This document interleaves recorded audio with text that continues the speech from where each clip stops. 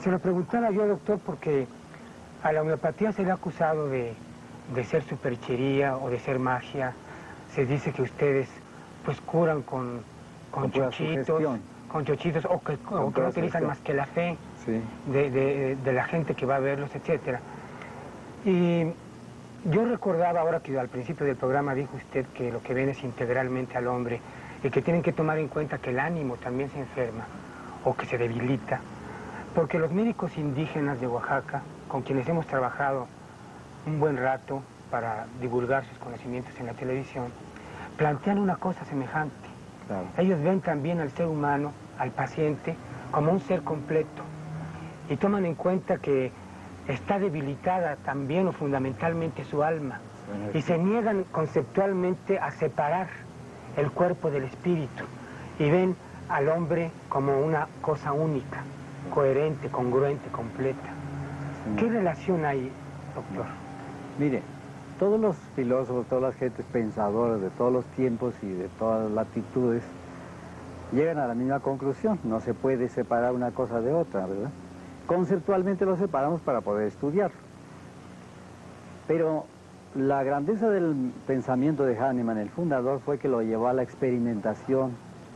Como le decía usted, al experimentar la quina, como cualquier otro medicamento, la belladona o el arsénico o lo que sea, se ve que lo primero que afecta a la droga es el espíritu. Lo afectan no modificándolo, porque acabamos de decir que es una sustancia simple y por lo tanto inmodificable, pero modifica sus manifestaciones, impide sus manifestaciones prístinas, sus manifestaciones nítidas, porque modifica el cuerpo, modifica las energías, esas energías que están relacionando la materia nuestra con ese espíritu inconsútil, ¿verdad? Bueno, ese espíritu sin costuras, esa sustancia simple. Entonces, lo primero que se obtiene en una experimentación de una sustancia es trastornos de las energías, ¿sí? Y por lo tanto del ánimo del experimentador, en este caso digamos del experimentador. Lo mismo que cuando se enferma uno, como decía hace un momento, lo primero que se enferma es eso, lo primero que se altera son las energías, ¿verdad? Y entonces la capacidad de expresión nuestra varía, se modifica. Generalmente se modifica alterándose, saliéndose del curso normal, saliéndose de lo normal, ¿verdad?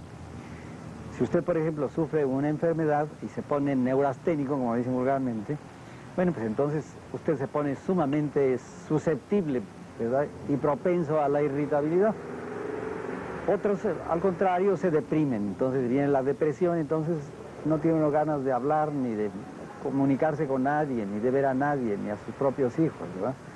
De todas maneras es el ánimo el primero que se modifica. Y así, al hacer las experimentaciones de las drogas, todas absolutamente alteran el ánimo, alteran el psiquismo, para que entiendan todas las gentes, en una forma muy peculiar. Por ejemplo, el famoso toloache que se usa mucho en México, ¿verdad? A veces con fines aviesos, ¿verdad? Según dicen. Pues precisamente es una droga que altera profundamente el psiquismo y produce una excitación muy grande primero, una excitación con propensión a la ira, con propensión a golpear, a la irascibilidad más grande, y después viene una depresión muy grande, ¿verdad? Si viene la condición opuesta, pero tiene una influencia muy enorme en el psiquismo. Y así todas las drogas, nada más que en una forma peculiar cada una.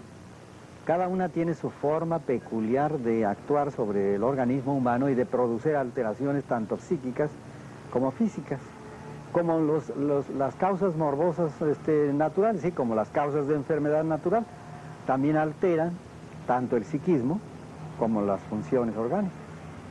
¿Por qué los médicos homeópatas hacen tantas preguntas acerca de la vida personal del paciente?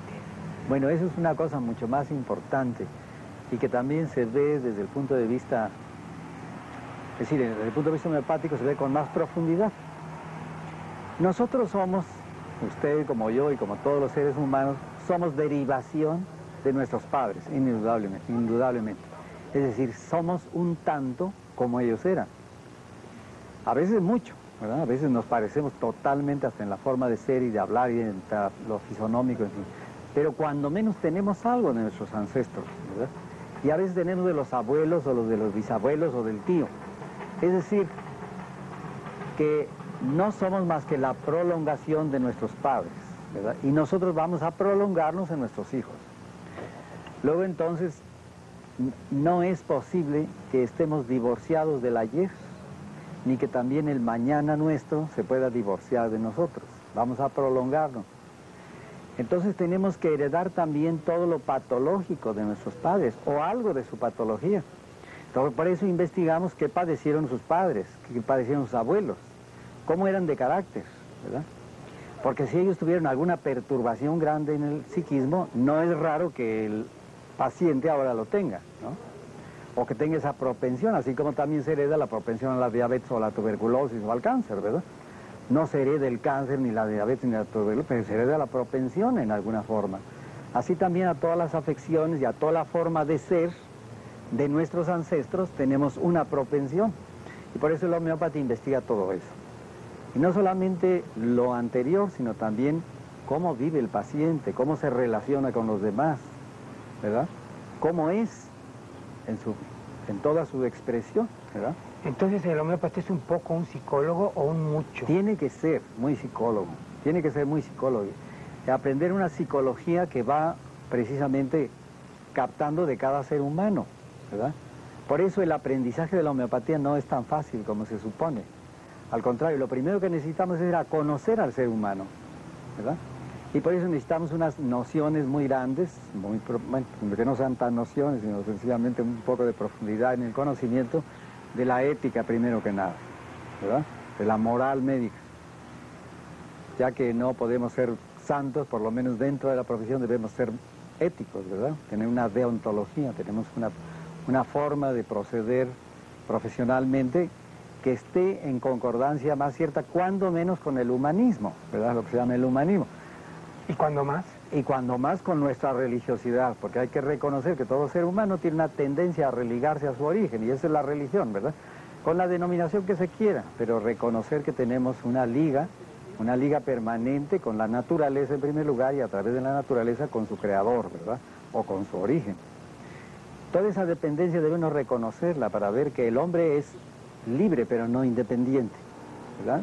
Esa dependencia constante con el todo debemos saber reconocerla ampliamente y proceder también en concordancia con ella aún en la práctica médica, ¿verdad? ¿Y de ese reconocimiento proviene la ética? Claro, porque entonces usted sabe, como decíamos, que usted se va a prolongar, el paciente se va a prolongar en sus hijos, y no es nada más quitarle ahora el reumatismo, sino ponerlo en condiciones de que dé hijos sanos, ¿verdad? No quitarle nada más la neuralgia o quitarle su infarto, sino tratar de curarlo integralmente para que él produzca una especie mejor, ¿verdad? Un ejemplar de especie mejor. Esa es la trascendencia más importante de la verdadera medicina, que sea una medicina trascendente, que los efectos terapéuticos no se limiten al individuo, ni menos al momento que vive, sino que se limiten a la trascendencia que va a tener ese individuo en la especie. Se puede decir que no se dediquen solo a quitar el síntoma, a desaparecer el síntoma, sino ahora, llegar al fondo de la energía de las personas. Eso es lo que todo médico verdadero, ya sea con la denominación que sea, ya alópata, homeópata o naturista o lo que sea, debe procurar que su efecto terapéutico sea trascendente, ¿verdad? Que no se cure nada más al individuo en el momento que está sufriendo, porque es muy fácil quitar un síntoma, ¿verdad? Y para eso pues los calmantes son magníficos. No puede usted dormir, pues tómese una ataraxia y tome un sedante y se duerme, pero eso no es el chiste. Pero doctor, eso requeriría de una práctica de la medicina que no fuera tan mercantil, ¿no? Así es, el verdadero médico, y nosotros procuramos que el homeópata así sea, el verdadero homeópata, que no nada más sea un comerciante del dolor, que no sea nada más un individuo que ve en cada paciente a un cliente, sino que vea a un semejante, a un individuo semejante a él, que puede sufrir como él puede sufrir, ¿verdad? O como él ha sufrido, o como él está sufriendo también, ¿verdad? Porque a veces uno está con el mismo padecimiento que tiene el enfermo que viene a vernos, ¿verdad?